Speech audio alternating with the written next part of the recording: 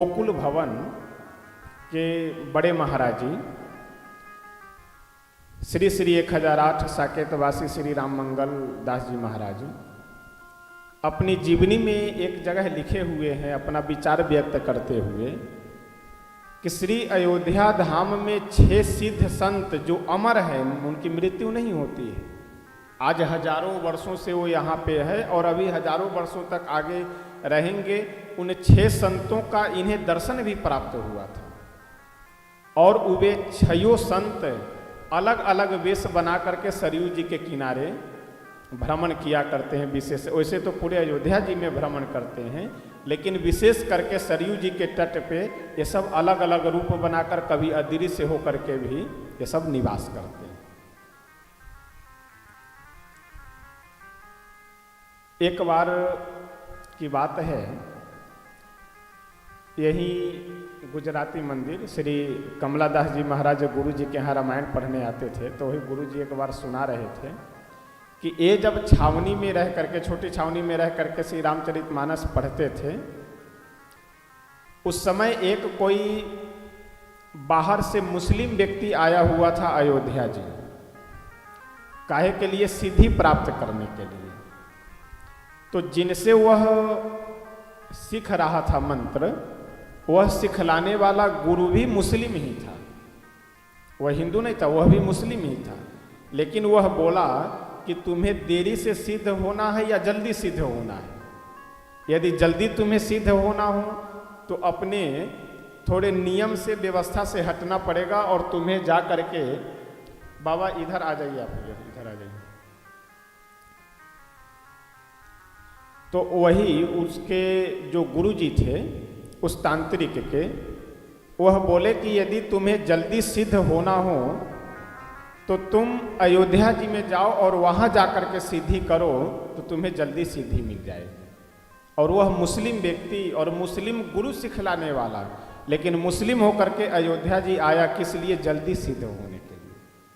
यानी पूरे भारतवर्ष में भले ही कहने के लिए कामाख्या हो, कहने के लिए अन्य कोई जगह हो, लेकिन श्री अयोध्या धाम की जो भूमि है, यहाँ पे कोई भी सत्कर्म, कोई भी सद्विचार, कोई भी सत्कार्य जितना जल्दी फलीभूत होता है, उतना और भी पूरे भारत में कहीं पे भी फलीभूत नहीं होता है।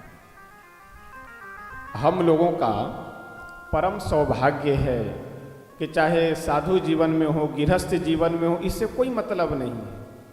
अयोध्या जी में वास मिला है हम लोगों को, चाहे जिस हेतु से भी, यह बहुत सौभाग्य की बात है।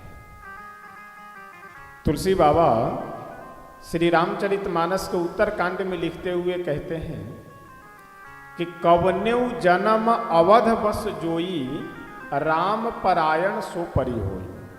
यदि किसी भी जन्म में हम लोग यदि कुत्ता, बिल्ली, बंदर कुछ भी बन जाए और अयोध्या जी में यदि वास हो, तो यह समझिए कि आपको प्रमाण पत्र मिल गया कि एक न एक दिन आप भगवान के भक्त अवश्य बनेंगे।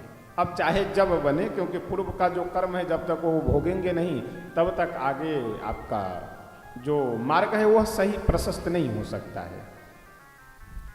तो हम सब बहुत ही सौभाग्यशाली हैं कि चाहे जिस उद्देश्य से, जिस विधि से, जिस कारण से भी यदि अयोध्या जी में रह रहे हैं, तो यह सौभाग्य की ही बात है। लेकिन एक कहावत है कि जो वस्तु जितनी सहज होती है वह उतना ही नुकसानदायक और उतना ही, वो कहते हैं, रिस्क वाली वस्तु होती है। अयोध्या धाम में रहना बहुत सौभाग्य की बात है, तो कम खतरे की भी बात नहीं है। यहाँ खतरा भी कम नहीं है, क्योंकि यदि आप अपने गांव में अन्यत्र रह करके कोई अपराध करते हैं, उस अपराध का जो कर रहे हैं उतना ही फल मिलेगा। यदि 100% अपराध कर रहे हैं तो 100% ही आपको उसका फल मिलेगा। लेकिन तीर्थ में यदि अपराध आप करते हैं तो इसका ब्याज चलता है। और यही कारण है कि चाहे वह साधु जीवन का व्यक्ति हो चाहे गृहस्थ जीवन का व्यक्ति हो, यदि तीर्थ में रह करके अपराध कर रहा हो तो बहुत जल्दी या तो वह बर्बाद हो जाएगा, नहीं तो उसका मर्डर हो जाएगा, नहीं तो कहीं एक्सीडेंट के कहीं ना कहीं चले जाना है उसको। तो इसलिए तीर्थ में किया हुआ अपराध भी जैसे सौभाग्य की बात यहाँ रहना, उसी तरह से खतरे की बात यह भी है कि यहाँ रह करके हम कोई अपराध करें। तो इसलिए प्रयास यह हम लोगों को करना चाहिए कि चाहे जो भी जिस स्थिति में जहाँ कहीं भी हो, यदि अवध धाम में वास मिला है तो ये भगवान की बहुत बड़ी अनुकंपा है, कृपा है। क्योंकि यहाँ आने के लिए आप यदि व्यवहारिक दृष्टि से वर्तमान समय में विचार कीजिए तो पूरे विश्व में या तो जो सनातन धर्मावलंबी हैं और या तो सनातन धर्म से जुड़े हुए व्यक्ति हैं, उन सब की लालसा अब हो रही है आने की, और पहले भी यह रहती थी। आप लोग यदि कभी बाहर गए होंगे तो देखे होंगे कई बार कि यदि आप यह नाम लीजिए, भले ही आप रहने वाले भीटी के हों, भले ही आप रहने वाले जहांगीरगंज के हो, यहाँ से 150 किलोमीटर अलग, लेकिन यदि आप यह कह दीजिए कि हम अयोध्या जी से आए हैं तो आपका समझ लीजिए रिश्तेदार के तरह से सम्मान स्वागत व्यक्ति करता है।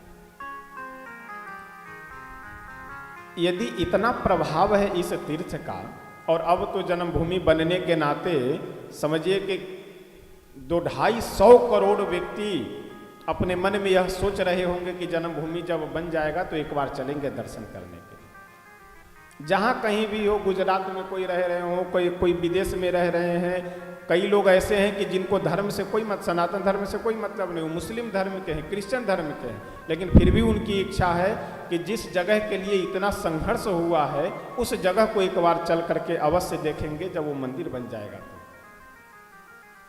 यानी सनातन धर्मी केवल 110 करोड़ के आसपास में पूरे विश्व में रह रहे हैं, वह तो चाह ही रहे कि हम एक बार जाए। इतने सैकड़ों करोड़ की संख्या में लोग जिस जगह पे आना चाह रहे हैं उस जगह पे हम लोग वास कर रहे हैं, कितने सौभाग्य की बात है यदि व्यवहारिक दृष्टि से विचार कर लीजिए तो। और श्री रामनवमी के दिन यानी 10 तारीख को 9 बजे से 12 बजे तक ही महोत्सव मनाया जाएगा। तो उस दिन शाम के समय कथा नहीं होगी, तो सायंकाल की कथा हम लोग दिन में ही करेंगे। और उस दिन आधे 1 घंटे कुछ सत्संग प्रवचन होगा, उसके बाद में बधाई मनाएंगे और तत्पश्चात भंडारे आदि का जो आयोजन होगा वह। तो 9 और 10 तारीख को हम लोग श्री राम जन्म महोत्सव पर चर्चा करेंगे। यानी भगवान कैसे जन्म लेते हैं, क्यों जन्म लेते हैं, क्या कारण है, इन सब प्रसंगों पे हम लोग 9-10 तारीख को विचार करेंगे और इसकी कथा श्रवण करेंगे। बाकी आज तो प्रथम दिवस की कथा थी, तो स्वाभाविक चाहे वह छोटा आयोजन हो या बड़ा आयोजन हो, हम लोग तो दिन रात देखा करते हैं कि चाहे जितनी व्यवस्था हो, जितना पैसा हो, जितने लोग हों, लेकिन देरी निश्चित है। चाहे वो कथा में हो, चाहे यज्ञ के आरंभ में हो, चाहे जो भी कार्य हो, देरी हो ही जानी है। तो आज प्रथम दिवस की कथा है, तो इसलिए व्यवस्था में अब आप सब तो यहीं पास में ही रहने वाले हैं। कल से ही हम सब लोग, कल क्या परसों शाम से 7-8 व्यक्ति जो है वो दौड़ रहे हैं, भाग रहे हैं, लेकिन अभी तक काम पूरा हुआ नहीं। और कल शाम से तो बाल गोपाल सभी आसपास के लगे हुए हैं एकदम जी जान से, तभी अभी तक पूरा नहीं हुआ। तो आज प्रथम दिवस की कथा है, तो आज से हम लोग 8 तारीख तक अयोध्या कांड की कथा श्रवण करेंगे, अयोध्या कांड पे विचार करेंगे। क्योंकि श्री रामचरितमानस समुद्र है, इसमें यदि सभी प्रसंगों को हम लोग लेकर के भटके तो पता लगे कि सबको छू छू करके निकलने में ही समय व्यतीत हो गया, तो ये आनंद नहीं है। इस वर्ष अयोध्या कांड पे हम लोग चर्चा करेंगे, अगले वर्ष होगा तो अरण्य कांड, किष्किंधा कांड की कथा सर इसी तरह से क्रमशः चला करेंगे। भगवान श्री राघवेंद्र सरकार हमारे इस धराधाम पे अलग अलग हेतुओं से अवतार लेते हैं। और देखिए, जीवन में महोत्सव मनाना बहुत आवश्यक है, चाहे वह रामनवमी महोत्सव हो, चाहे अन्य कोई पर्व हो, यह सब मनाना चाहिए। क्यों? क्योंकि इन सब को मनाने से आजकल तो कई विषयों को समझाना बहुत आसान हो गया है। जैसे मोबाइल यदि आप रखे हुए हैं, लैपटॉप यदि रखे हैं और उसका ज़्यादा उपयोग हो रहा हो तो उसको कहा जाता है कि कम से कम 6 महीने में एक बार फॉर्मेट करवा दीजिए, तो हैंग करने की समस्या नहीं होगी। उसी तरह से हमारे आपकी जो पास में विचार करने की जो क्षमता है, हमारी आपकी जो बुद्धि है, यह क्या है? वही मोबाइल और लैपटॉप के समान तो है। 24 घंटे हम लोग इसको लगाए रहते हैं, यहाँ तक कि सोते समय भी इसको शांति नहीं मिलती है। कि स्वप्न जो हम लोग देखते हैं वो तो मन का ही परिणाम है ना, मन ही लगा रहता है अपने चिंतन मनन में। तो सांसारिक विषयों का चिंतन विचार करते करते मन इतना समस्याग्रस्त हो जाता है, परेशान हो जाता है कि इसको फॉर्मेट करने के लिए, इसको साफ करने के लिए, इधर बैठो, इधर आ जाओ, इस साइड में बैठो, इसको साफ करने के लिए, इसको सही करने के लिए पर्व त्योहारों का मनाना आवश्यक है। अब आप देखिए वर्तमान में जैसे रामनवमी का महोत्सव चल रहा है, भले ही कोई व्यक्ति कितना खाने पीने वाला हो, चाहे मजबूरी बस या किसी तरह से भी हो, लेकिन वह यह प्रयास करता है कि हम नवरात्रि भर कम से कम न खाए पिए। तो विचार में परिवर्तन हुआ या नहीं? आहार में परिवर्तन हुआ या नहीं? तो शरीर में जो कुछ रोग व्याधि आदि खाने पीने से होने वाली होगी, वह व्याधियां स्वाभाविक स्वतः दूर हो जाएगी। उपवास रहने से, अब आजकल तो साइंस हर व्यवस्थाओं पे, हर चीज़ों पे शोध करके और समाज को बता रहा है, व्रत करने से शरीर में कई तरह के लाभ हैं और मन में भी कई तरह के लाभ हैं। मन शांत हो जाता है। देखिए, भूख लगनी अलग बात है और व्रत करना ये अलग बात है। जब व्यक्ति को भूख लगती है तो मन चिड़चिड़ा होने लगता है, और जब व्यक्ति व्रत करता है उस समय मन शांत हो जाता है। क्योंकि भूख लगी हुई है तो उस समय यह मन में विचार आ रहा है, क्योंकि नाश्ते का समय हो रहा है या भोजन का समय हो रहा है तो जल्दी से भोजन मिलना चाहिए। और यदि व्रत है तो हम उसका त्याग कर देते हैं कि हमें न छूना है, न खाना है, कुछ नहीं करना है। उस समय मन क्या होता है? मन शांत हो जाता है, प्रसन्न रहता है। और आजकल तो समझना और आसान हो गया है कि हम लोग यह मानते हैं कि केवल हम लोगों का शरीर बीमार होता है। बुखार, जुखाम, टीबी, डायबिटीज, बीपी आदि हो गया तो ये हम लोग समझते हैं कि यही बीमारी। यही बीमारी नहीं है। बीमारी का एक दूसरा भी स्वरूप है। हमारे आपके पास में 2 शरीर है, एक स्थूल शरीर है और दूसरा सूक्ष्म शरीर है। तो यह जो दिखाई पड़ रहा है शरीर, यह जो काया दिखाई पड़ रही है, यह स्थूल शरीर है। और सूक्ष्म शरीर अंदर में वो मन के साथ विद्यमान रहता है। तो वह सूक्ष्म शरीर का स्वरूप क्या है? तो जो मन है वही मन ही इस सूक्ष्म शरीर का स्वरूप है। तो मन भी बीमार होता है। अब आप कहेंगे कि मन कैसे बीमार होता है?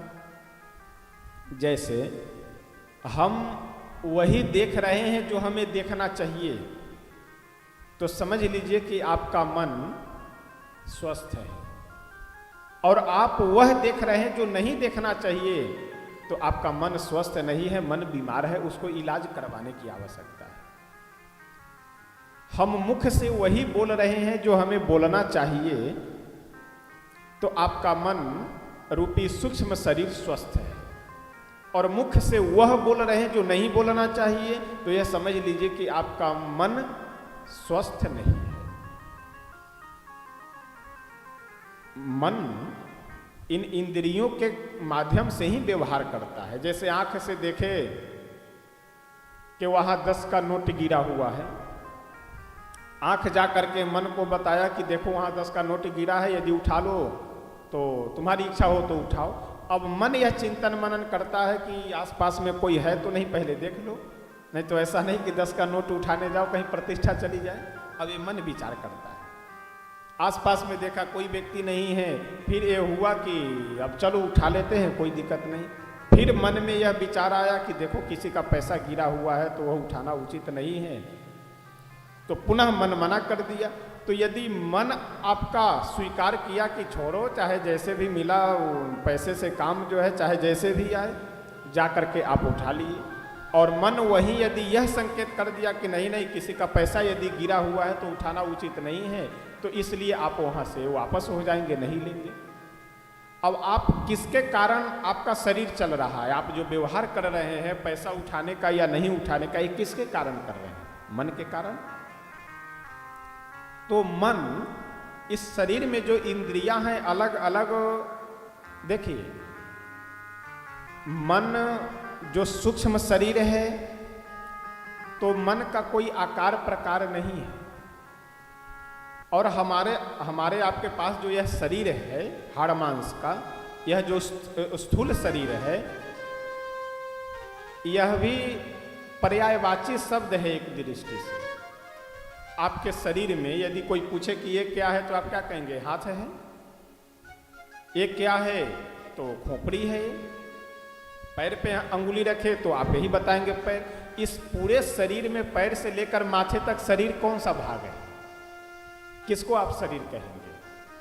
हाथ को, पैर को, मुख को, पेट को, कंधे को, किसको शरीर कहेंगे?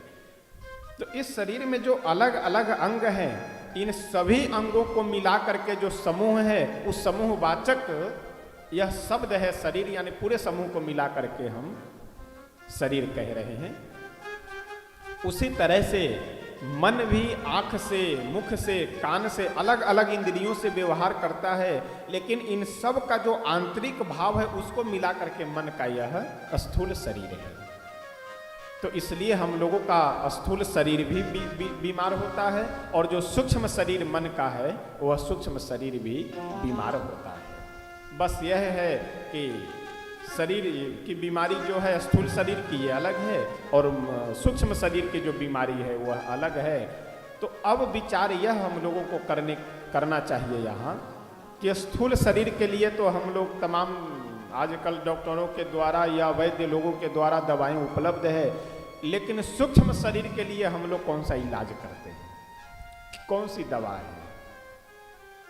तो श्री तुलसी बाबा बहुत सुंदर लिखते हुए कहते हैं, सद्गुरु वैद्य बचन विश्वासा, सद्गुरु वैद्य बचन विश्वासा, सद्गुरु वैद्य बचन विश्वासा, सद्गुरु वैद्य बचन विश्वासा, संयम यह न विषय के आसा, संयम यह न विषय के आसा, सद्गुरु वैद्य बचन विश्वासा, सद्गुरु वैद्य बचन विश्वासा, सद्गुरु वैद्य बचन विश्वासा, संयम यह न विषय के आशा। वैद्य कौन से हैं? तो गुरु ही वैद्य होते हैं। और दवा क्या है? तो संयम ही दवा है। संयम में अब कई प्रकार हैं, कई भेद हैं। यदि हमारा पेट सही नहीं है तो पेट सही नहीं है यह एक वाक्य है, यह एक बीमारी है, लेकिन प्रकार कई हो सकते हैं। या तो हमें दस्त हो रहा हो, यह भी पेट सही नहीं होना है, अथवा पेट में कब्ज हो गया हो, इसे भी हम कहेंगे कि पेट सही नहीं है, अथवा सब कुछ सही है पेट दर्द हो रहा हो तो भी हम यही कहेंगे कि पेट सही नहीं है। तो बीमारी एक है कि पेट सही नहीं है, लेकिन इस बीमारी के प्रकार अलग अलग हैं। उसी तरह से अच्छा, ये प्रकार को समझेंगे कौन, और यह समझ करके इन प्रकारों को दवा कौन देंगे? डॉक्टर ही तो दवा देंगे। यदि आप अपने मन से, आप अपनी स्वेच्छा से यदि दवा करना आरंभ कर दिए तो वह दवा आपके लिए लाभदायक, क्षणिक लाभ मिल सकता है, लेकिन बीमारी को वह दवा ठीक नहीं कर सकती। यदि बीमारी है, आप भले ही दवा के भी जानकार हैं, लेकिन उचित यह है कि आप किसी डॉक्टर के पास जा कर के उसकी दवा लें। उसी तरह से हमारा मन जो है, आँख बीमार है, लेकिन आँख की कई समस्याएं हैं। एक तो समस्या यह है कि हम वह देख रहे हैं जो नहीं देखना चाहिए, एक बीमारी यह है। इसमें कई प्रकार हो सकते हैं, जैसे कई बार दृश्य मजबूरी बस देखना पड़ता है। अब आप कहीं सड़क से चले जा रहे हैं, तमाम तरह के अनर्गल चित्र वगैरह लगे रहते हैं, आप अब सड़क पे चल रहे हैं, रोड पे, उसमें भी बाइक चला रहे तो नेत्र तो बंद कर नहीं सकते, आपकी दृष्टि जाएगी ही। मुख से कई बार बोलने में इधर उधर के शब्दों का प्रयोग करना पड़ता है, झूठ बोलना पड़ता है, निरर्थक शब्दों का प्रयोग करना पड़ता है। मजबूरी बस, कई बार स्वेच्छा से हम करते हैं, कई बार मजबूरी बस करना पड़ता है। तो ये अलग अलग बीमारियां हैं। आंख की एक बीमारी है, लेकिन प्रकार कई है। मुख की एक बीमारी है, प्रकार कई है। यह समझेंगे कौन, और समझ करके इसका उपचार दवा कौन बताएंगे? तो कोई गुरु ही बता सकते हैं। इसलिए हमारे यहाँ कहा गया है कि मनुष्य को सदैव गुरु का सानिध्य प्राप्त करके रखना चाहिए, क्योंकि सुख दुख ये दोनों ऐसे शब्द हैं कि हमारे आपके जो जीवन में सदैव ये दोनों लगे रहते हैं, कभी सुख कभी दुख। तो सुख यदि है तब तो सब बढ़िया है, ठीक ठाक है, और यदि सुख नहीं है, दुख है, उस समय संसार के जो कोई भी व्यक्ति होते हैं, लगभग 99% किसी न किसी स्वार्थ से, किसी न किसी कारण से हमसे आपसे जुड़े हुए होंगे।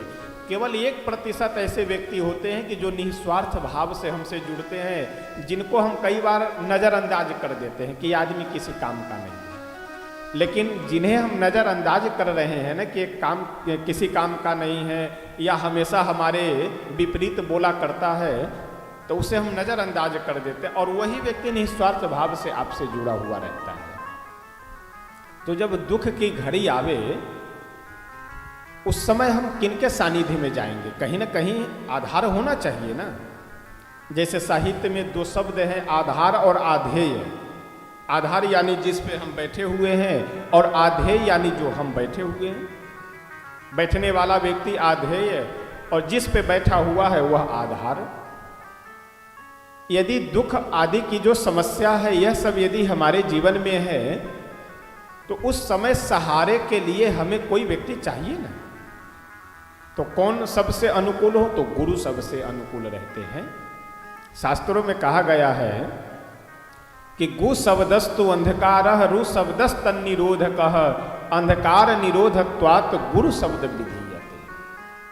लेकिन आजकल विडंबना यह भी है ना कि अधिकतर व्यक्ति गुरु उसे बनाना चाहते हैं कि जिससे कुछ मिलने वाला हो।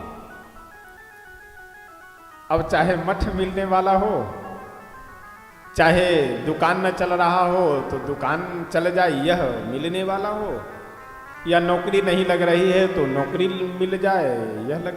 कई लोग तो ऐसे महापुरुष मिलते हैं कि 4 गुरु बनाए रहते हैं, और इसलिए 4 गुरु बनाए रहते हैं कि कम से कम 4 आश्रमों में जाने का तो आधार बना हुआ रहेगा। और यदि कई तो कथावाचक ऐसे मिले हैं कि जो 4-4, 5-5 गुरु बनाए रहते हैं कि कम से कम जहाँ जहाँ हम दीक्षा लिए हुए रहेंगे वहाँ वहाँ कथा करने को मिलेगी। यदि 5 गुरु बना ले रहे हैं तो 5 जगह कथा फिक्स हो जाएगी। यह सब विडंबना है, यह सब उपहास है। कहते हैं ना खेला करना, तो यह सब खेला करना हुआ। वास्तविक जीवन का, ये तो सामान्य साधारण जीवन का भी कोई लक्ष्य नहीं है, कोई मतलब नहीं है। गुरु वास्तव में वह होने चाहिए कि जो हमें अंधकार से प्रकाश की ओर ले जाए। और कई बार लोग कहते ना हम हमारी इसमें क्या गलती है, हम तो विश्वास किया। अरे विश्वास है कैसे कर लेंगे भाई? भगवान आपको बुद्धि दिए हैं, विवेक दिए हैं, उसका प्रयोग कीजिए। अब व्यवहारिक जीवन में तो आप ऐसे विश्वास नहीं करते हैं। अब कहीं स्टेशन पे यदि आप बैठे हुए हो तो स्टेशन पे बहुत सारे लोग बैठे हुए रहते हैं। क्या किसी अनजान व्यक्ति के भरोसे आप अपना सामान छोड़ करके जाते हैं? मान लीजिए यदि आपको कहीं जाना हो 1 मिनट लघुशंका आदि के लिए, स्टेशन पे कहीं पे भी बाथरूम वगैरह, तो एक कांधे पे बैग इस पे टांगेंगे, एक झोली इस पे लटकाए, फिर हाथ में झोली, सारे झोली बैग को अपने लिए हुए जाते हैं, सारे सामानों को लिए जाते हैं। क्यों?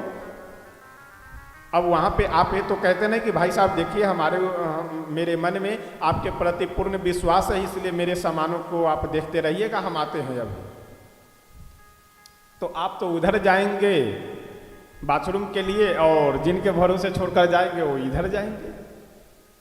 तो जैसे हम व्यवहारिक जीवन में विश्वास किसी के ऊपर नहीं करते हैं इतना जल्दी, लेकिन आध्यात्मिक जीवन में हम कैसे इतना जल्दी विश्वास कर ले किन्हीं के ऊपर? अब यहाँ पे प्रश्न यह उठता है कि अगर विश्वास हम न करें तो तमाम लोग विश्वास कर लेते हैं, तो जो लोग विश्वास करके फंसते हैं उस विश्वास के पीछे कहीं ना कहीं स्वार्थ जुड़ा हुआ रहता है।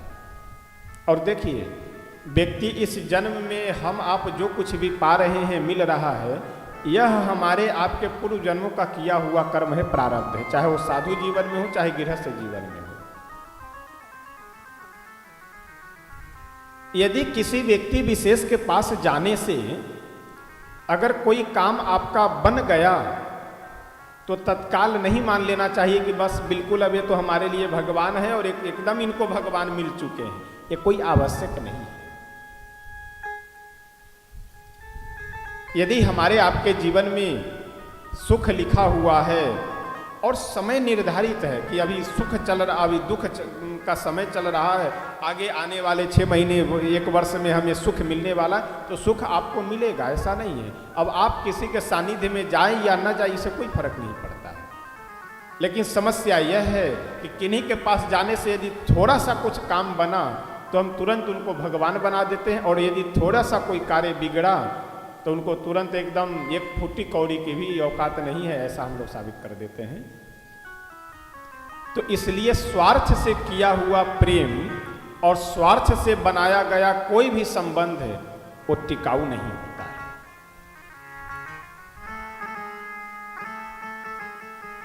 तो कभी भी हम लोग चर्चा कर रहे थे कि शरीर की बीमारी और मन की बीमारी, तो मन की बीमारी को सही करने के लिए गुरु का चयन आवश्यक है, और गुरु के चयन में भी सही गुरु जो भगवान के भक्त हों, जो भगवत प्राप्त हों, जो दिखावा वाले न हों। लेकिन आजकल तो हम लोगों के सामने सब ज़्यादा समस्या रहती है। कई लोग ये पूछते हैं कि महाराज जी आप स्थान पे सोफा लगा हुआ है कि नहीं लगा हुआ है? हाँ, एसी लगाए हैं कि नहीं महाराज? हम कहेंगे ना भैया एसी तो नहीं है, पंखा है, उसमें अगर रह पाओ तो जो है आइए कभी, और अगर एसी तो फिर जब एसी लगाएंगे तो आपको बताएंगे तो आइएगा। आजकल विडंबना यह है महाराज कि बहुत से ऐसे पैसे वाले लोग जो हैं उनके अंदर यह भावना रहती है कि हम गुरु भी उन्हें बनावे, हम ऐसे किसी कथावाचक या महात्मा के पास आना जाना रखें कि यदि हम फॉर्चूनर से चल रहे हैं तो वो भी फॉर्चूनर से चलने वाले हो। हाँ, बहुत से लोगों की मैं मानसिकता देखा हूं, प्रत्यक्ष घटना बता रहा हूं। प्रारंभ में तो कई लोग बड़े हाव भाव के साथ में आते हैं मिलने के लिए, बिल्कुल महाराज जी अयोध्या जी में आएंगे तो बिल्कुल आपका दर्शन करेंगे, ये है वो है, दुनिया जहान, खूब भवकाल बनाए। और बाद में पता चला कि वो भवकाल इसलिए बना रहे थे कि वो भी सोचे थे कि कहीं योगी जी से इनका कुछ संपर्क होगा तो कुछ काम हो जाएगा, और बाद में देखे कि कोई संपर्क नहीं तो फोन ही स्विच ऑफ, यानी ब्लैक लिस्ट में डाल दिए। तो ऐसे भी तमाम लोग मिले। ये सब क्या है? ये सब क्षणभंगुर वाला प्रेम है। तो इसलिए हम लोगों को यह प्रयास करना चाहिए कि गुरु का सानिध्य अवश्य हो, लेकिन गुरु वह होने चाहिए कि जो हमें अंधकार से प्रकाश की ओर ले जाए, ऐसे गुरु का सानिध्य ग्रहण करना चाहिए।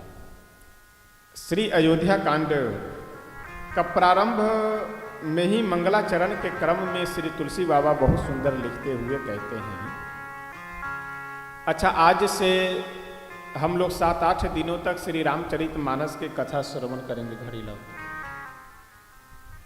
तो इस ग्रंथ के विषय में भी जान लेना आवश्यक है कि आखिर इस ग्रंथ में है क्या, ग्रंथ की विशेषता क्या है। आजकल हमारे सनातन परंपरा में, हिंदू समाज में यह प्रचलन है, यह प्रसिद्धि है कि भैया कोनो शादी विवाह होए तो अखंड करवा दें। कभी यदि मन में कोई समस्या हो, मन में कोई परेशानी हो तो उसे सही करने के लिए, दूर करने के लिए सुंदरकांड पढ़ लिया जाए, कर लिया जाए।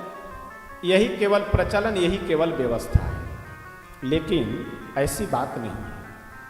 हमारे जितने भी धर्म ग्रंथ हैं, उन सभी धर्म ग्रंथों का 2 मार्ग प्रशस्त है, 2 मार्ग निर्धारित है। एक व्यवहारिक मार्ग और दूसरा आध्यात्मिक मार्ग। पुण्य प्राप्त करना ये क्या है? ये आध्यात्मिक मार्ग है। यानी श्री रामचरितमानस पढ़ने से, पाठ करने से, सुनने से पुण्य की प्राप्ति होगी, भगवान की कृपा होगी। यह बिल्कुल सत्य है, 1000% सत्य है। लेकिन यह आध्यात्मिक पक्ष हो गया। व्यवहारिक पक्ष क्या है कि हम लोग जो मनुष्य हैं, तो वास्तव में मनुष्यता से युक्त मनुष्य कैसे हो सकते हैं? मानव हैं, लेकिन मानवता से युक्त मानव कैसे हो सकते हैं? यह ज्ञान हम लोगों को श्री रामचरितमानस से अक्षरशः प्राप्त हो सकता है। यह इस ग्रंथ का व्यवहारिक पक्ष है। तो आजकल अज्ञानतावश, न जानकारी होने के कारण केवल श्री रामचरितमानस को हम लोग पुण्य प्राप्ति के लिए पढ़ते हैं और सुनते हैं, लेकिन वास्तव में यह बात नहीं है। बात सत्य यह है कि हमें विशेष करके व्यवहारिक जीवन में इसे धारण करना चाहिए और व्यवहारिक ज्ञान प्राप्त हम लोगों को करना चाहिए। और मनुष्य होना ये अलग की बात है, और मनुष्यता होना ये अलग की बात है। मानव होना ये अलग की बात है, और मानवता होना ये अलग की बात है। तो हम लोग मानव तो है। जैसे गधे की योनि में जन्म हो तो व्यक्ति गधा कहा जाएगा, घोड़े की योनि में जन्म हो तो घोड़ा कहा जाएगा। उसी तरह से मनुष्य योनि में हम लोगों का जन्म हुआ है, मनुष्य की कोटि में हम लोग हैं, इसलिए मनुष्य कहे जाते हैं। तो मनुष्य इस शरीर का नाम है, और मनुष्यता इस शरीर के अनुरूप जो गुण होने चाहिए, वह गुण जो है उसी को मनुष्यता कहा जाता है, मानवता कहा जाता है।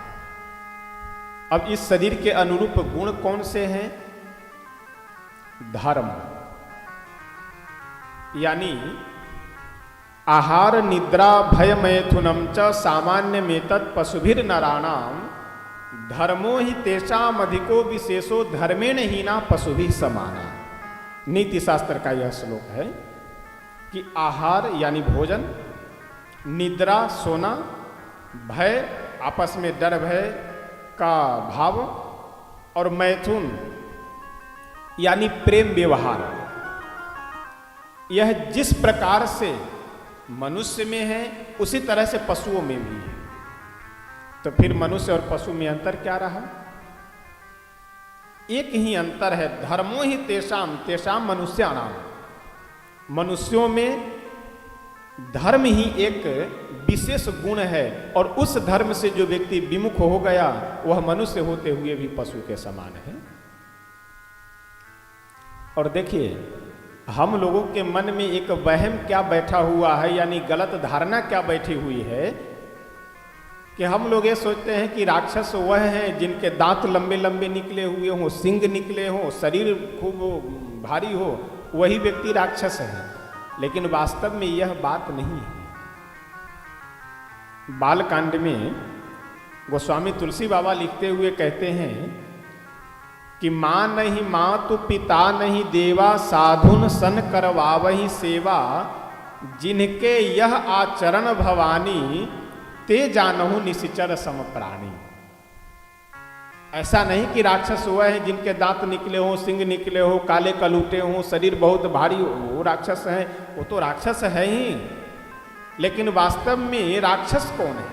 राक्षस वह है कि जो अपने माता पिता का सम्मान न करते हो, उनकी सेवा न करते हो। जो व्यक्ति अपने गुरु का सम्मान न करते हो, मां नहीं मां तो पिता नहीं देवा, जो भगवान को न मानते हो, वह मनुष्य होते हुए भी राक्षस के समान है। तो इसलिए ये कोई आवश्यक नहीं है कि राक्षस जैसा स्वरूप हो वही व्यक्ति राक्षस होगा।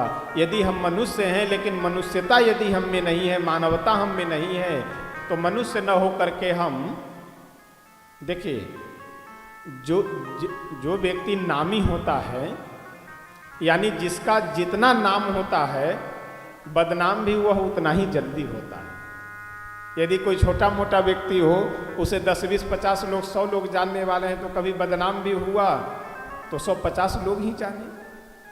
लेकिन मोदी जी से यदि कोई गलती हो जाए तो पूरे भारतवर्ष के जितने भी 125, 150 करोड़ लोग हैं, सब तत्काल जान जाएंगे। विश्व में भी लगभग 200-250 करोड़ लोग तो इन्हें जानते ही होंगे पूरे विश्व में।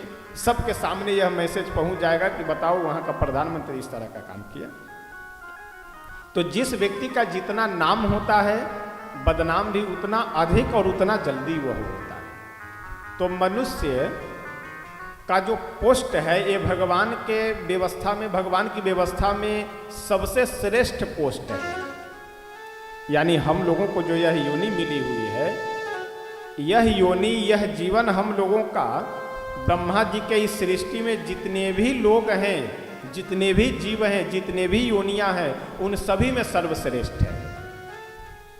वैसे शास्त्रों में कहा गया है कि 84 लाख प्रकार के योनि है, यानी 84 लाख प्रकार के जीव हैं इस संसार में। जीवों की संख्या नहीं 84 लाख प्रकार, 84 लाख प्रकार के स्वरूप वाले जीव इस संसार में रहते हैं। अर्णव को चुप कराइए, आवाज मत करो।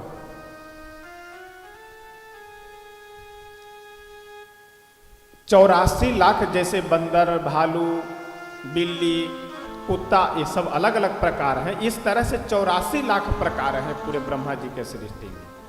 और उन 84 लाख प्रकारों में सबसे श्रेष्ठ यदि कोई प्रकार है तो यह मनुष्य का प्रकार है। तो इसलिए इसका यदि पतन होता है तो बिल्कुल राक्षस बन जाए, और यदि उत्थान हो तो यह देवता बन जाए। देवता क्या, भगवान बन जाए। कबहुक करी करुणा नर देही, देत इस बिनु हेतु सनेही। हमें आपको जो यह मनुष्य शरीर मिला है, तो इसका सबसे बड़ा लाभ यही है कि हमारे जीवन में धर्म हो और भगवत प्राप्ति हम करें। सबसे सुंदर यदि धर्म की व्याख्या समझनी हो तो तुलसी बाबा एक चौपाई में धर्म की व्याख्या समझा देते हैं और कहते हैं, परहित सरिस धर्म नहीं भाई, परहित सरिस धर्म नहीं भाई, परहित सरिस धर्म नहीं भाई, परहित सरिस धर्म नहीं भाई, पर पीड़ा सम नहीं अधमाई, पर पीड़ा सम नहीं अधमाई, परहित सरिस धर्म नहीं भाई, परहित सरिस धर्म नहीं भाई, परहित सरिस धर्म नहीं भाई, पर पीड़ा सम नहीं अधमाई। यह चौपाई समझने के लिए बहुत आसान है और विचार किया जाए तो बहुत कठिन भी है। समझने के लिए आसान यह है कि दूसरों के हित करने के समान कोई भी इस संसार में धर्म नहीं है। इसका मतलब धर्म और भी है, लेकिन सबसे श्रेष्ठ धर्म यह है कि दूसरों का हित किया जाए। यह बात मैं इसलिए कह रहा हूं कि कई बार लोग कहते हैं महाराज जी हम भगवान को नहीं मानते हैं, मंदिर में भी नहीं जाते हैं और पूजा पाठ से भी हमें मतलब नहीं, हम कर्म को ही सब कुछ मानते हैं। यानी किसी को हित कर दिया जाए, किसी को सहयोग कर दिया जाए, इसी को हम सब कुछ मानते हैं। लेकिन आध्यात्मिक दृष्टि से विचार करेंगे आप तो इस जगत में, संसार में जितने भी कार्य हैं उन सभी कार्यों के दो फल मिलते हैं। यदि अच्छे कार्य हैं उसका फल आपको पुण्य मिलेगा, यदि बुरे कार्य हैं उसका फल आपको पाप मिलेगा।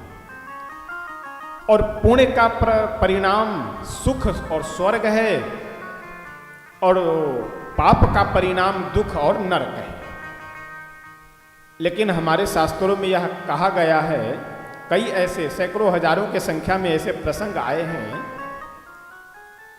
कि यदि आप नरक में गए हैं फिर भी वहां से अपना प्रारब्ध भोग करके इस मर्त्यलोक में आना है, और यदि आप स्वर्ग में गए हैं वहां से भी पुनः पतन हो करके जब आपका पुण्य समाप्त हो जाएगा तो आप इस धराधाम पे वापस आ जाएंगे। यानी यदि आपको लोहे के जंजीर से बांधा जाए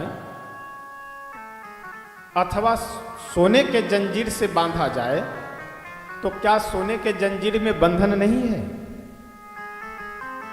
जिस प्रकार से लोहे के जंजीर में बंधन है हमारे लिए, उसी तरह से सोने के भी जंजीर में बंधन है। बस अंतर यही है कि लोहे के जंजीर में मन उदास है और सोने के जंजीर में मन प्रसन्न है। कि जैसे यदि किसी तरह से इसको तोड़ ले या किसी तरह से इसको काट दे, कुछ भी कर ले तो इतना सोना मेरा हो जाएगा। सोना बहुत कीमती है, लोहे की कोई कीमत नहीं। बस अंतर इतना ही है कि एक सोना है दूसरा लोहा है, बाकी बंधन दोनों में बराबर है। उसी तरह से पुण्य भी बंधन में डालने वाला है और पाप भी बंधन में डालने वाला है। तो जो हम लोग सत्कर्म करते हैं, जो परहित कर रहे हैं, जो परोपकार कर रहे हैं, इससे हमें पुण्य की प्राप्ति होती है, जिससे आपको सुख मिलेगा। यदि इस मनुष्य जीवन में है यहाँ भी सुख मिलेगा, आगे किसी दूसरे जन्म में जा रहे हैं वहाँ भी सुख मिलेगा, लेकिन सुख के साथ दुख भी लगा हुआ रहेगा साथ में। नरक में जा रहे हैं तो भी वापस आएंगे, स्वर्ग में जा रहे हैं तो भी वापस इस धरती पे आना है। लेकिन यदि हम भगवान की भक्ति कर रहे हैं, यदि भगवान का नाम संकीर्तन कर रहे हैं, भगवान की सेवा कर रहे हैं, तो इससे हमें भगवत प्राप्ति होगी अथवा मोक्ष की प्राप्ति होगी, जिसमें एक पाप पुण्य दोनों की कोई संभावना नहीं, दोनों का कोई मतलब नहीं। ना हमें नरक में जाना ना स्वर्ग में जाना। यानी परहित सरिस धर्म नहीं भाई, परहित के समान इस संसार में कोई धर्म नहीं है। इसका मतलब यह है कि परहित के अलावे भी कोई धर्म है, और कहाँ नहीं है, केवल इस पृथ्वी पे नहीं है। और पृथ्वी पे भी व्यवहारिक जगत में, आध्यात्मिक जगत में नहीं है।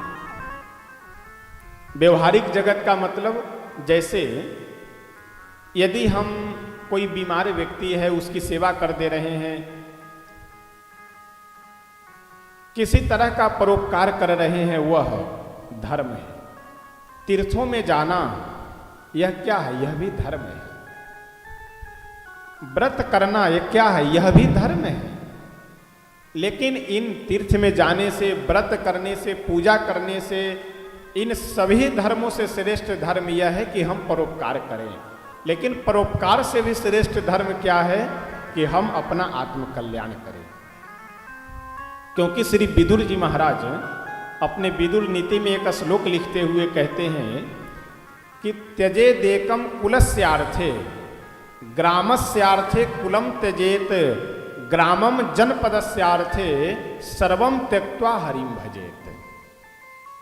एक परिवार का यदि कल्याण हो रहा हो, किसी एक व्यक्ति का परित्याग करने से, उसका त्याग सहर्ष स्वीकार कर लेना चाहिए, कर देना चाहिए। यदि एक गांव का भला हो रहा हो किसी एक परिवार के परित्याग करने से, तो गांव के भले के लिए परिवार का परित्याग कर देना चाहिए। एक यदि जिले का भला हो रहा हो एक गांव का परित्याग कर देने से, तो उस गांव का परित्याग कर देना चाहिए। और पूरी पृथ्वी का परित्याग करके यदि अपना आत्म कल्याण हो रहा हो तो पूरी पृथ्वी का परित्याग कर देना चाहिए। लेकिन यहाँ एक भाव है, भाव यह है कि पृथ्वी का परित्याग करने का मतलब आप आकाश में थोड़े उड़ जाएंगे, रहेंगे तो पृथ्वी पे ही ना। मन से छोड़ देना है, मन से इस पूरे पृथ्वी के सारे संबंध व्यवस्थाओं का परित्याग कर देना है। यदि भगवान की प्राप्ति हो रही हो, भगवान की प्राप्ति में यदि पूरी पृथ्वी यह बाधा बन रहा हो तो इसको छोड़ देना चाहिए।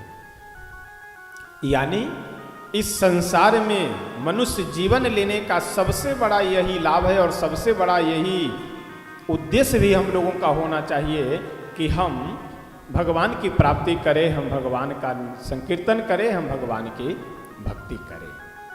वास्तव में यही जीवन की उपलब्धि है। तो श्री रामचरितमानस ये हम लोगों को दोनों पक्ष दिखलाता है, आध्यात्मिक पक्ष भी और व्यवहारिक पक्ष भी। क्योंकि भगवान इस धराधाम पे आते ही हैं इसीलिए। मर्त्यावतारस्ति है मर्त्य शिक्षणम कहा गया है कि प्रभु का जो यह मनुष्य अवतार है, हम आप मनुष्यों को शिक्षा देने के लिए बाल्यावस्था में क्या करना चाहिए, युवावस्था में क्या करना चाहिए, वृद्धावस्था में क्या करना चाहिए, इन सभी बातों की शिक्षा देने के लिए ही प्रभु इस धराधाम पे आते हैं। श्री अयोध्या कांड में प्रवेश करते समय सर्वप्रथम भगवान भोले शंकर की वंदना करते हैं। देखिए, बालकांड जब प्रारंभ हो रहा था तो बालकांड में सर्वप्रथम सरस्वती जी, गणेश जी की वंदना करते हैं तुलसी बाबा। लेकिन अयोध्या कांड के प्रारंभ में भगवान भोले शंकर की वंदना कर रहे हैं। क्योंकि अयोध्या कांड में यदि सबसे अधिक किन्हीं देवता को मनाया गया है, यदि सबसे अधिक किन्हीं पे विश्वास किया गया है तो वह शंकर भगवान है।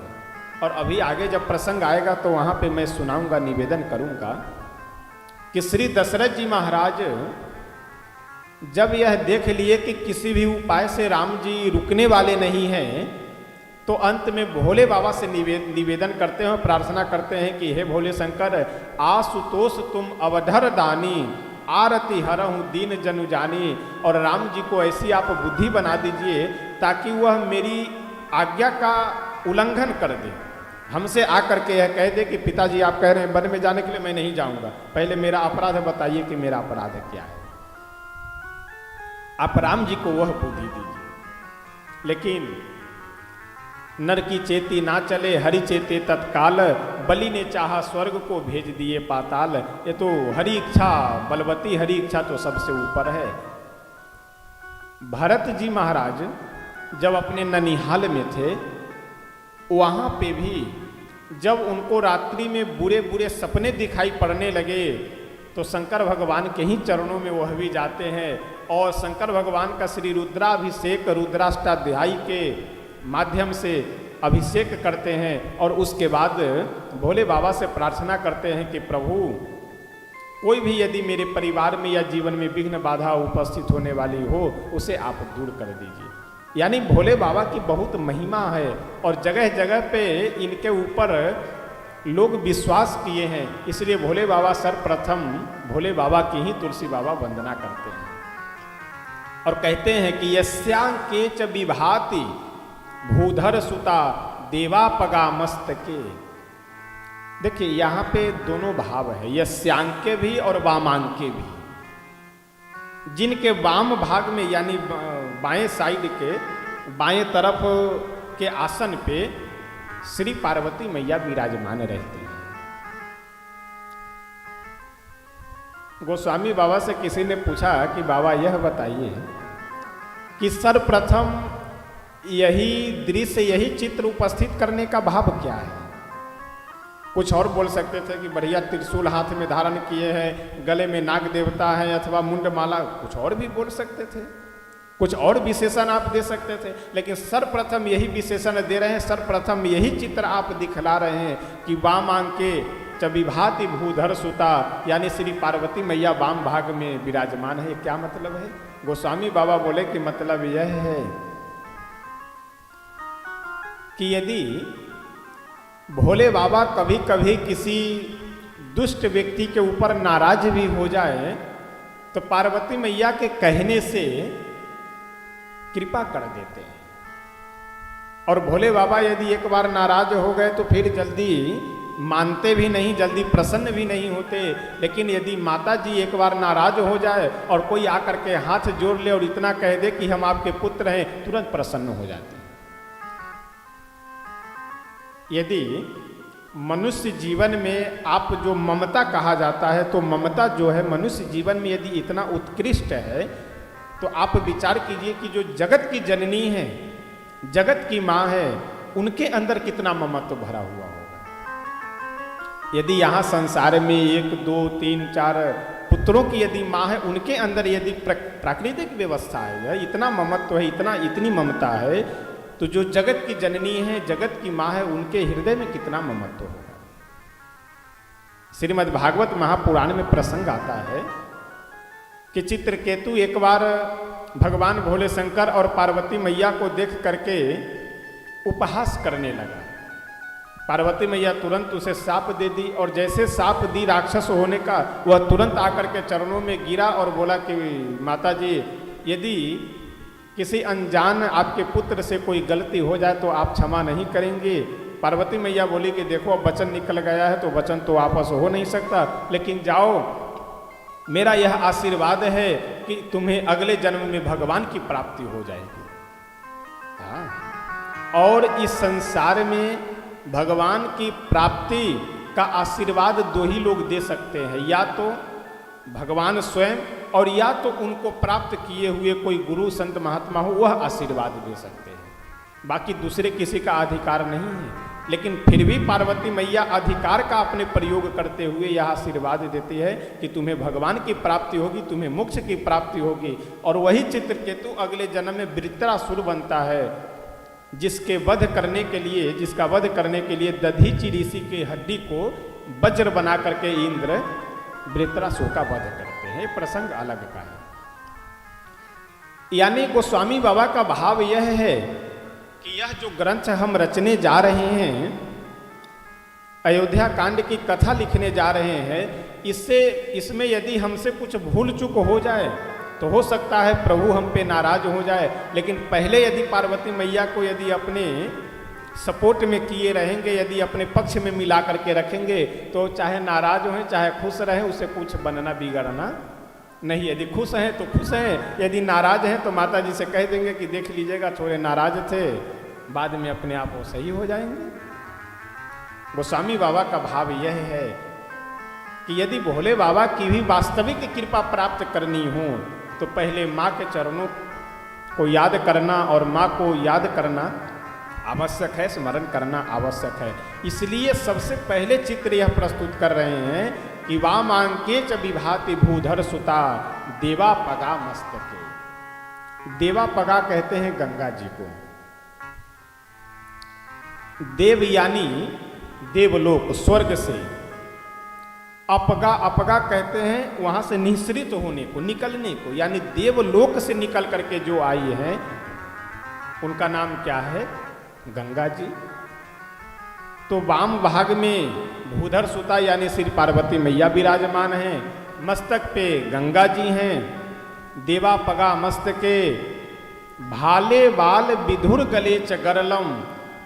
मस्तक पे यानी बाल और भाल, इन दोनों के बीच में चंद्रमा विराजमान है। भाले बाल विधु गले च गरलम यानी गले में कालकूट विष विराजमान है।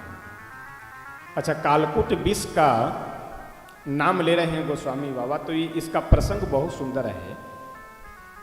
देवता और राक्षस से दोनों मिल करके एक बार विचार किए कि देखो भाई, हम लोग तो हैं सगे भाई, केवल माँ अलग अलग है, बाकी पिता तो एक ही है, और हम दोनों इतने बलशाली होने के बाद केवल आपस में लड़ते भिड़ते रहते हैं, इसलिए हम लोगों की मनोकामना पूरी नहीं हो पाती। तो हम लोग यह लड़ना भिड़ना छोड़ करके कुछ ऐसा काम करें मिल करके कि जिससे हमें भी लाभ हो, तुम्हें भी लाभ हो। क्या किया जाए? तो हम लोग चलो समुद्र मंथन करते हैं, उससे जो मणि आदि की प्राप्ति होगी उसे हम लोग आधा आधा बांट लेंगे, उससे जो भी रत्न हम लोगों को प्राप्त होंगे उनको हम लोग आधा आधा बांट लेंगे। अब मंदराचल पर्वत को मथानी बनाया गया, वासुकी नाग को रस्सी बनाया गया और नीचे से कच्छप भगवान कृपा किए तो समुद्र मंथन आरंभ हुआ। तो पर्वत यानी पत्थर और कच्छप का पीठ भी बहुत मजबूत होता है, बहुत कठोर होता है। दोनों के रगड़ से जो विष पैदा हुआ, जो जहर पैदा हुआ, वह इतना भयंकर था कि देवता यदि उसके नजदीक चले जाए तो शरीर में आग लगने लगती थी। भगवान भोले शंकर से सभी आकर के देवता लोग भगवान विष्णु के कहने से कि जाकर के भोले बाबा से निवेदन करो, वही इसे पचा सकते हैं। सभी देवता आए और आकर के प्रणाम किए, बोले कि प्रभु हम लोगों की इच्छा यह है कि हम सब मिल करके जो समुद्र मंथन का कार्य कर रहे थे रत्न प्राप्ति के लिए, उस कार्य में जो सर्वप्रथम फल की प्राप्ति हुई है वह हम आपको समर्पित कर दें। देखिए स्वांग तो बना रहे हैं। अच्छा वो एक है ना कि जैसे घर में यदि कोई नई वस्तु आए तो आसपास में जो प्रसिद्ध मंदिर होते हैं उनमें लोग ले जाकर सबसे पहले देते हैं। भंडारा यदि हो तो भोजन एक थाली में निकाल करके मंदिर में पहुंचा दिया जाता है। पहले तो यह नियम था कि नया फसल यदि हो तो उसका थोड़ा सा, जितना भी अपनी इच्छा हो, जितना सामर्थ्य हो, उसका थोड़ा भाग अन्न का पहले मंदिर में भगवान को भोग लगने के लिए दे दिया जाता था। यहाँ प्रदर्शन देवता लोग वही कर रहे हैं। प्रदर्शन यह है कि जैसे हम लोग यह समुद्र मंथन का कार्य कर रहे हैं तो इसमें जो सर्वप्रथम पहला जो फल की प्राप्ति हम लोगों को हुई है वह फल हम आपको देना चाहते हैं। भोले बाबा तो मुस्कुरा गए कि कहीं कुछ और निकला हुआ होता तो धीरे से पॉकेट में रख लिए होते। ये तो उसे नहीं रख पा रहे हो, नहीं पचा पा रहे हो, तब आ रहे हो हमें समर्पित करने के लिए। लेकिन कोई बात नहीं, भोले बाबा वहाँ से खड़े हुए और चल पड़े। एक संत का बहुत सुंदर भाव है कि नंदी जी आकर के पैर पकड़ लिए और बोले कि प्रभु आप कहाँ जा रहे हैं? भोले बाबा बोले कि मैं विष पीने के लिए जा रहा हूँ। नंदी जी बोले कि प्रभु आप मत जाइए विष पीने, क्योंकि वह विष बहुत ही भयंकर है और हो सकता है कहीं आपको कुछ नुकसान कर दे। भोले बाबा बोले कि मेरा कुछ नहीं बिगाड़ सकता है वह विष। नंदी जी बोले कि क्यों नहीं बिगाड़ सकता आपका? भोले बाबा बोले कि इसलिए कि मेरे हृदय में कौन रहते हैं बताओ तुम। नंदी जी बोले कि आपके हृदय में तो राम जी रहते हैं। भोले बाबा बोले कि हृदय में राम जी रहते हैं, ऊपर से यह विष जाएगा, नीचे से राम जी आएंगे, तो ऊपर से विष और नीचे से राम जी दोनों जब बीच में आकर के मिल जाएंगे तो विष और राम दोनों को मिला दिया जाए तो विष राम, उससे हमें आनंद की प्राप्ति होगी। और जिसका परिणाम यह हुआ कि तुलसी बाबा लिखते हुए कहते हैं कि नाम प्रभाव जान शिवनी को, नाम प्रभाव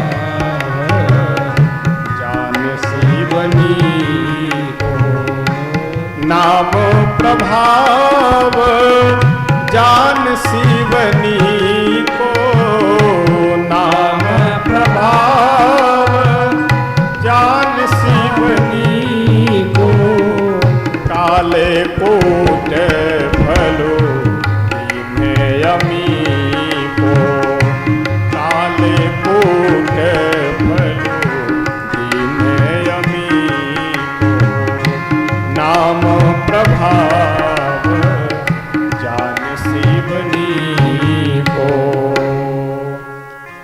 नाम प्रभाव जान शिवनी को, कालकूट फल दीन अमी को। इसीलिए कहीं भी यदि कथा होती है, कहीं भी यदि कोई चर्चा होती है तो मैं एक बात अवश्य कहता हूं कि हम लोगों के व्यवहार में जो प्रणाम करने की एक विधि है, भैया जय राम जी की या जय श्री राम या जय सीताराम कहना, उसे बना करके रखना चाहिए। इससे सबसे बड़ा लाभ यह है कि हम लोगों को समझ लीजिए कि भगवान का हम लोग भजन कर रहे हैं, नाम जप हो रहा है। यदि दिन में कम से कम 50 बार यदि हम मोबाइल से कहीं बात कर रहे हैं और 50 बार यदि भैया जय राम जी की, तो 50 बार आप राम नाम शब्द का उच्चारण कर लेंगे। और भगवान की एक बहुत बड़ी कृपा है मेरे ऊपर कि मेरा तो अब स्वभाव कोई प्रणाम करने वाला हो तो, चाहे जो कुछ भी हो तो, किसी को आशीर्वाद देना है तो शुभाशीर्वाद या मंगल, ये सब कुछ नहीं, बस सीताराम। भगवान की कृपा वो निकल जाता है। और निवेदन भी यही करते कि ये बना हुआ रहे। यानी प्रणाम में अथवा अभिवादन में कोई अगर प्रणाम कर रहे हो, उनको आशीर्वाद में भी यदि आप सीताराम, तो उसे दो लोगों को लाभ है, आपको लाभ है और जो व्यक्ति प्रणाम कर रहा है उसे भी लाभ है।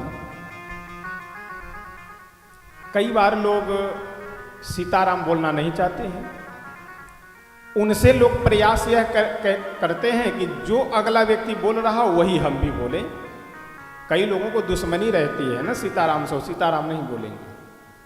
ठीक है, आपको जिस प्रकार से दुश्मनी है कि सीताराम हम नहीं बोलेंगे, उसी तरह से हमें भी लगाव है कि हम सीताराम के अलावे और कुछ बोल नहीं सकते हैं। तो चाहे आप नमस्कार बोलो, चाहे प्रणाम बोलो, चाहे नमो बुद्धाय बोलो, चाहे वालेकुम सलाम, कुछ भी बोलो, हम सीताराम बोलेंगे, बात खत्म।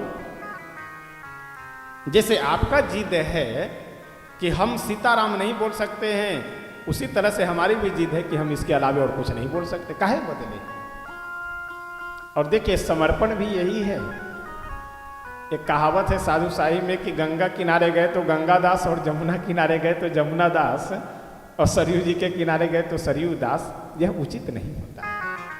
आप एक ही दास बन के रहिए और एक के दास बन के रहिए, इसमें आनंद भी है और बढ़िया भी है। कम से कम लोग ये जाने तो कि कट्टरवादी श्री सीताराम जी के भक्त हैं। जब दुनिया के हम कट्टरवादी हो सकते हैं, दुनियादारी में कट्टरवादी हो सकते हैं, निरर्थक वस्तुओं के लिए हम कट्टरवादी हो सकते हैं, तो भगवान की भक्ति के लिए हम कट्टरवादी क्यों नहीं हो सकते। भगवान की भक्ति के प्रति, भगवान के नाम के प्रति किसी तरह का भी कट्टरता रखना। अब देखिए, कट्टरता का मतलब नहीं कि तलवार लेकर के और भाला लेकर के घूमना। कट्टरता का मतलब कि समर्पण, पूर्ण रूप से समर्पण होना चाहिए कि हम यदि बोलें तो सीताराम ही बोले, यदि चिंतन हो तो सीताराम नाम का ही चिंतन हो, अन्य कुछ मुख से निकले ही नहीं। एक तो श्रीमद् भक्तमाल जी में वर्णन आता है कि एक अंतर्निष्ठ नाम के राजा थे। उनकी धर्मपत्नी बहुत ही धार्मिक और बहुत ही भगवान की परम भक्ता, यानी हमेशा कुछ न कुछ, कभी नवाह हो रहा है, कभी सत्संग, कभी कथा, कभी कोई यज्ञ, हमेशा कुछ न कुछ राज्य में हुआ करता था। लेकिन राजा साहब अपने मुख से कभी भी न राम नाम, न जय राधे साहब, कुछ भी नहीं बोलते थे, और न ही किसी पूजा में वो सम्मिलित हों। तो रानी को, लेकिन रानी को रोकते भी नहीं थे कि तुम राम नाम न बोलो, या संकीर्तन न करवाओ, या कथा न करवाओ, या यज्ञ न, इसे रोकते भी नहीं थे।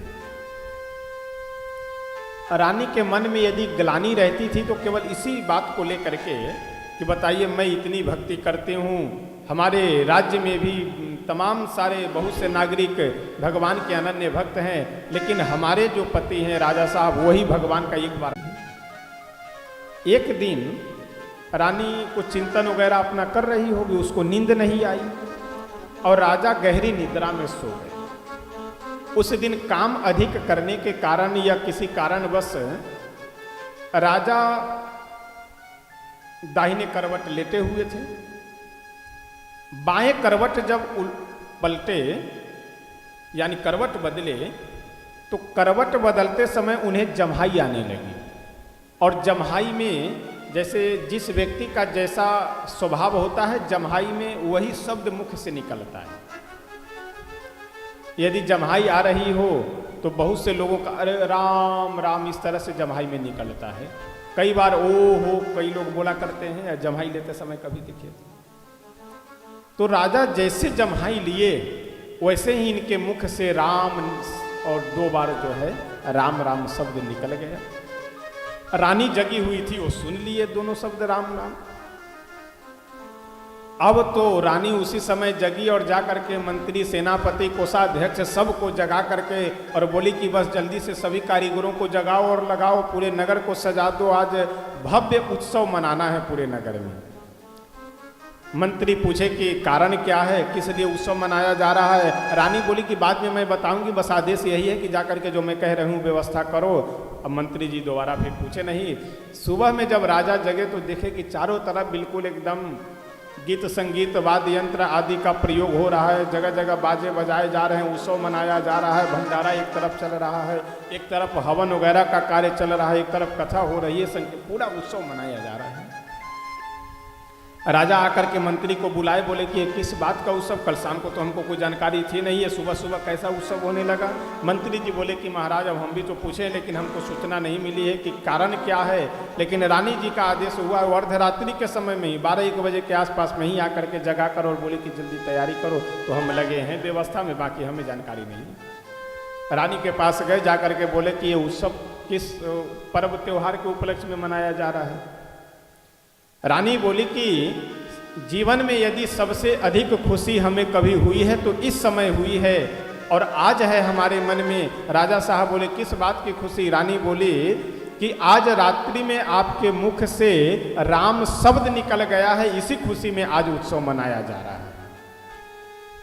और जैसे यह वाक्य राजा साहब सुने कि मेरे मुख से राम नाम निकल गया, तुरंत उसी समय अपना प्राण परित्याग कर दिया, यानी तुरंत उनका शरीर शांत हो गया।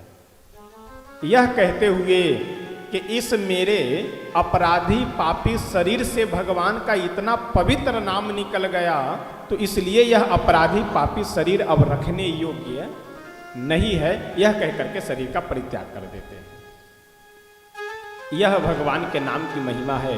तो कम से कम हम लोग और ज़्यादा नहीं, प्रयास तो इसे करना चाहिए कि सुबह में जो पूजा पाठ करें तो 5 मिनट 10 मिनट बैठ करके भगवान का नाम संकीर्तन अवश्य करें।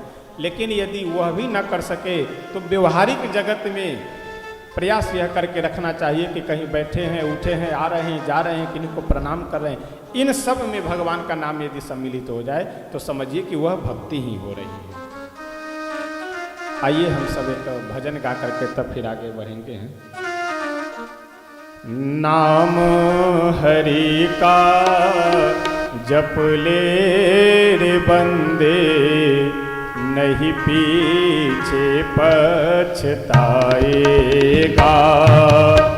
नाम हरि का जप ले रे बंदे, नहीं पीछे पछताएगा।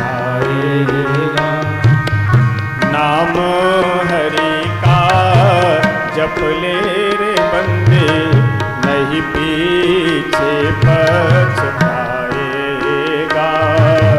नाम हरि का जप ले रे बंदे, नहीं पीछे पछताएगा।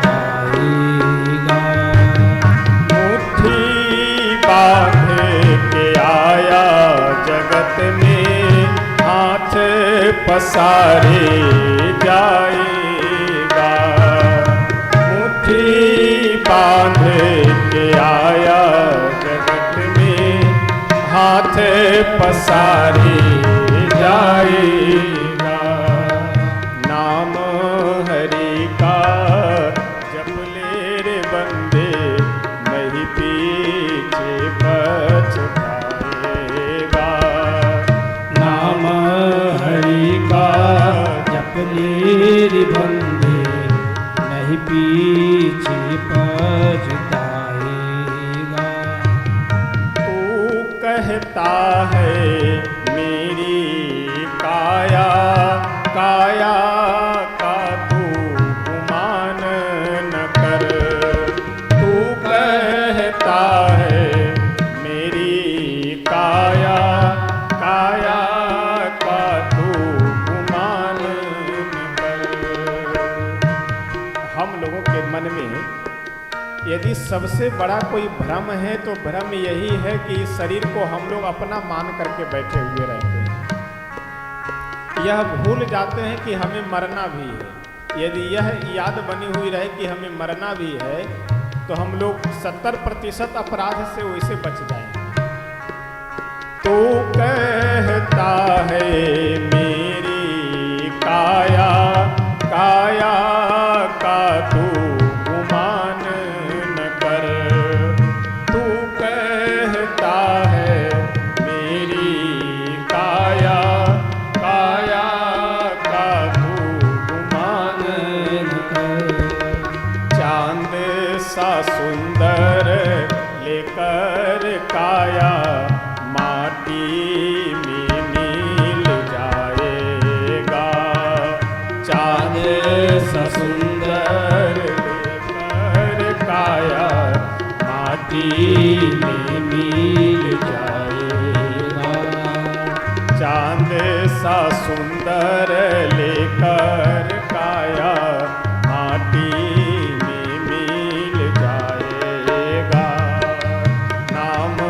हरि का जप ले रे बंदी, नहीं पीछे पछताएगा।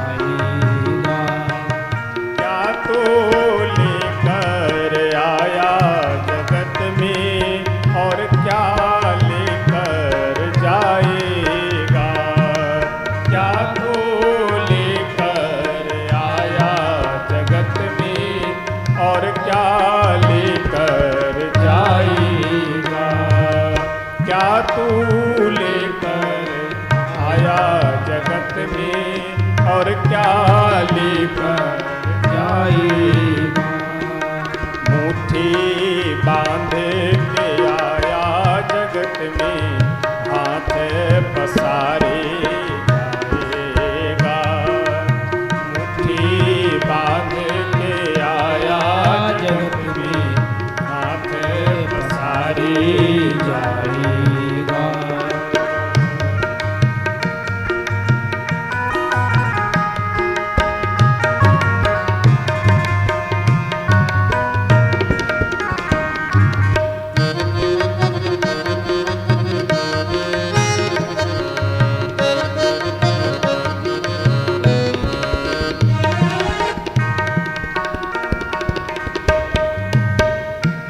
जब हम लोगों का जन्म होता है उस समय बिल्कुल खाली, कम उम्र, शरीर में कोई विकार नहीं, मन में भी कोई विकार नहीं। लेकिन जब मृत्यु होती है उस समय भी यही स्थिति होती है। हम लोग अपने पाप अपराध के कारण जल्दी मर जाते हैं। यदि अपने उम्र को पूरा कर करके यदि मरें तो बिल्कुल हमारा वजन शरीर का उतना ही होगा जितना वजन जन्म लेने के समय था। मन उसी तरह से निश्चल हो जाएगा जिस तरह से जन्म के समय में था। यदि हम लोग अपने उम्र को सही से पार कर करके यदि मरें तो बिल्कुल वही स्थिति हो जाएगी। यानी जन्म के समय भी कुछ नहीं, शरीर से मन से दोनों तरह से, और मृत्यु के समय भी हमारे पास कुछ नहीं, शरीर से मन से दोनों से। यानी जो भी बवाल है, जो भी झंझट है, केवल विषय में है। तो इसलिए इस बवाल और झंझट के कारण हम अपना अगला खराब न करें। किसी से झूठ बोलकर, किसी से बेईमानी करके, किसी से इधर उधर की अनर्गल बातों को करके हम लोग अपना अगला जन्म न बर्बाद करें, यह प्रयास करना चाहिए। जपना है तो जप ले रे बंदे, आखिर में मिट जाना है। जपना है तो जप ले रे बंदे, आखिर में मिट जाना है। जपना है तो जप ले रे बंदे, आखिर में मिट जाना है। जपना है तो जप ले रे बंदे, आखिर में जाना है। कहत कबीर सुनो भाई साधो, करनी का फल पाएगा। कहत कबीर सुनो भाई साधो, करनी का फल पाएगा। नाम हरि का जप ले रे बंदे, नहीं पीछे पछताएगा। नाम हरि का जप ले रे बंदे, नहीं पीछे पछताएगा। मुट्ठी बांधे के आया जगत में, हाथ पसारे जाएगा। मुट्ठी बांधे के आया जगत में, हाथ पसारे जाएगा। नाम हरि का जप ले रे बंदे, नहीं पीछे पछताएगा। नाम हरि का जप ले रे बंदे, नहीं पीछे पछताएगा। नाम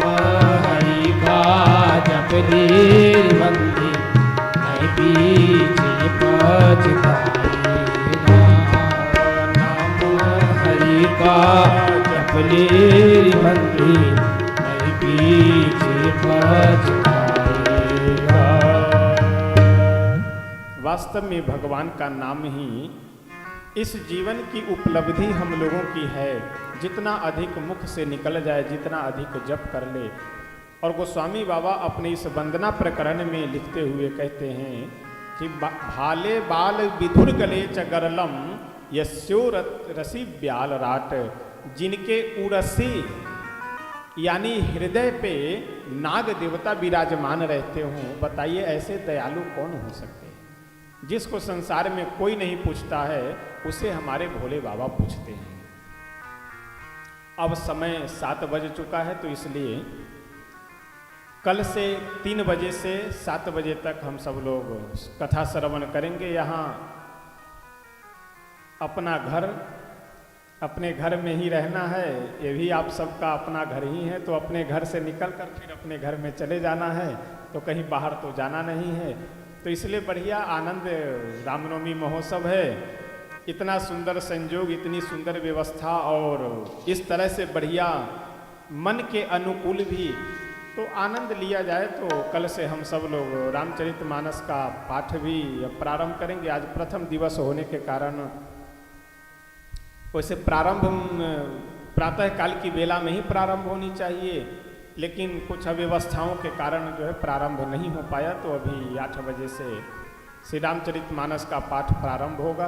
तो जो भी पाठ करना चाहते हैं तो आप सब उसमें सम्मिलित तो हो सकते हैं। बाकी तो पाठ मानस का पाठ करना है, कथा श्रवण करनी है और अंतिम दिन बधाई और जो है जन्मोत्सव आदि का आनंद हम सब लोग प्राप्त करेंगे। कल से कथा के बाद एक एक बधाई भी हम लोग श्रवण करेंगे। लेकिन अब आज आइए वाणी को विराम देते हैं, फिर उसके बाद हम सब आरती करेंगे। तो प्रेम से हम सब लोग, हम सभी भक्त भगवान से स्तुति करते हैं, उसके बाद संकीर्तन करेंगे, आरती गाएंगे। शरण में आए हैं हम तुम्हारी, दया करो हे दयालु भगवन। शरण में आए हम तुम्हारी, दया करो हे दयालु भगवन। शरण में आए हम तुम्हारी, दया करो हे दयालु भगवन। शरण में आए हम तुम्हारी, दया करो हे दयालु भगवन। सुधारो बिगड़ी दशा हमारी, दया करो हे दयालु भगवन। सुधारो बिगड़ी दशा हमारी, दया करो हे दयालु भगवन। शरण में आए हम तुम्हारी, दया करो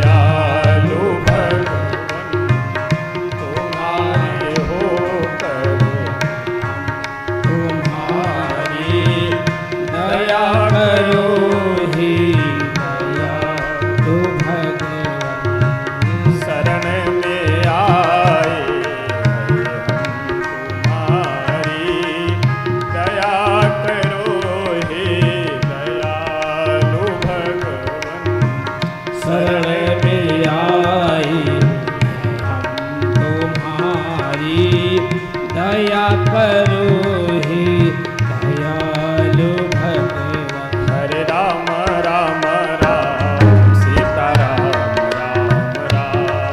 हरे राम राम राम सीता राम राम राम। हरे राम राम राम सीता राम राम राम। हरे राम राम राम सीता राम राम राम। हरे राम राम राम सीता राम राम राम। हरे राम राम राम सीता राम राम राम। हरे राम राम राम सीता राम राम राम। हरे राम राम राम सीता राम राम राम। हरे राम राम राम सीता राम राम राम। हरे राम राम राम सीता राम राम राम। हरे राम राम राम सीता राम राम राम। हरे राम राम राम सीता राम राम राम।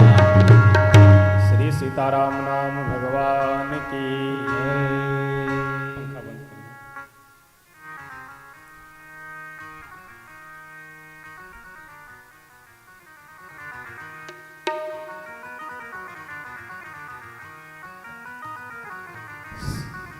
आप सब अपने अपने जगह पे खड़े हो जाइए।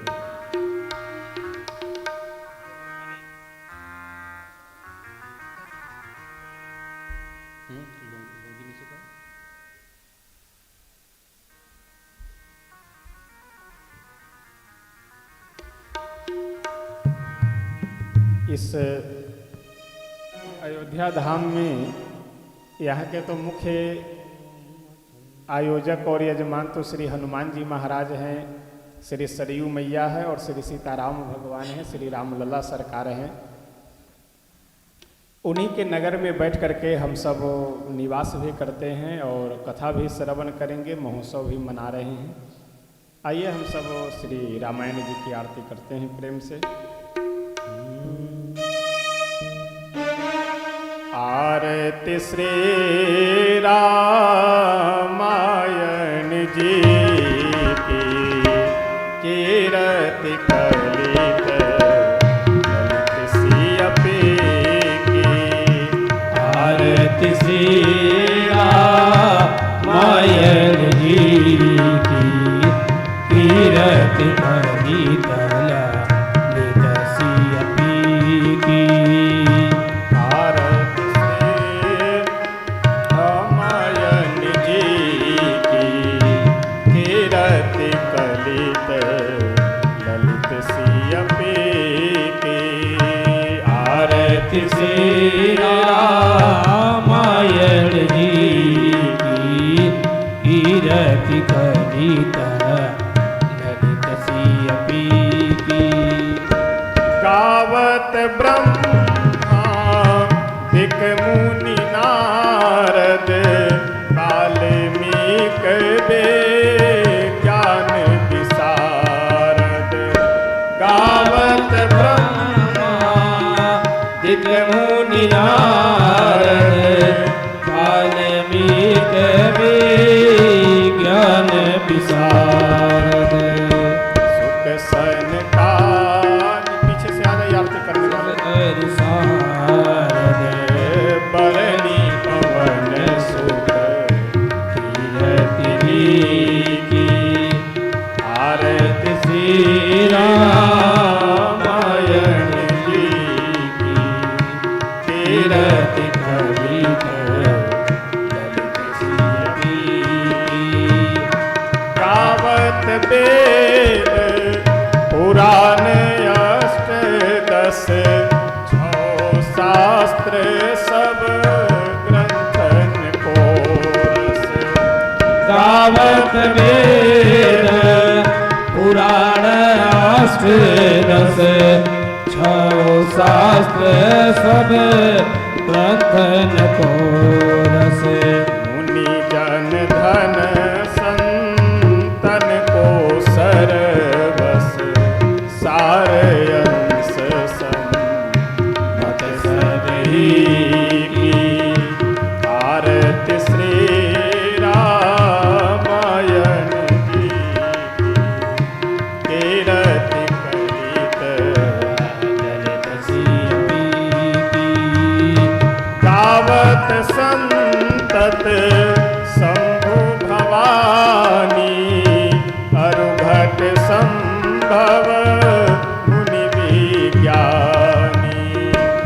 गावत संतत शंभु भवानी अरि घट संभव मुनि विज्ञानी व्यास आदि कवि पर बखानी काग मुसोनी आरती श्री रामायण जी की कीरति कलित ललित सियपी कलिमल हरनी विषय रस फीके सुभग सिंगार मुक्ति जुबती कलिमल हरनी विषय रस फीकी सुभग सिंगार मुक्ति जुबती की दलन रोग भव मूरी अमी की तात मात सब तुलसी की आरती से रामायण जी की कीरति कलित ललित सियपी की आरती श्री रामायण जी की कीरति कलित ललित सियपी आरती से रामायण जी की कीरति कलित ललित सियपी की श्री सीताराम नाम भगवान की जय श्री अयोध्या धाम के जय श्री सरयू मैया के जय श्री हनुमानगढ़ी सरकार के जय श्री कनक बिहारी बिहारणी सरकार के जय श्री रामलला भगवान के जय श्री शंकर भगवान के जय श्री मिथिला धाम के जय श्री सद्गुरुदेव भगवान के जय जय जय सीताराम हर हर महादेव सर्वे भवन्तु सुखिनः सर्वे सन्तु निरामया सर्वे भद्राणि पश्यन्तु मा कश्चित् दुःखभाग् भवेत् हरिः ओम शांति शांति सुशांतिर्भवतु।